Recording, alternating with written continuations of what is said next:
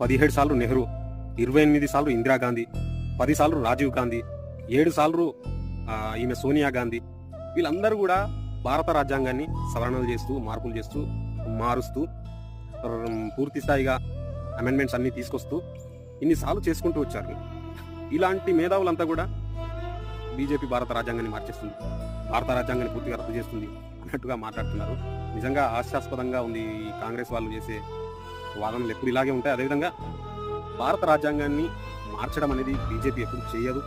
అలాంటి ఎజెండా ఏదీ లేదు. మతపరమైన విధానాలతో దేశాన్ని ముక్కలు చేసింది కాంగ్రెస్. అదేవిధంగా మతపరమైన సబ్సిడీలు ఇస్తూ దేశంలో మత ప్రాతిపాదికన రాజకీయాలు చేస్తుంది కాంగ్రెస్. కాబట్టి చాలా మంది కూడా ఈ ఎదవలు చేసే ప్రచారంలో పడిపోయి మన దేశానికి కావాల్సిన మోదీ గారి నాయకత్వాన్ని ఎక్కడ కూడా మనం వదులుకోవద్దు. దయచేసి అందరూ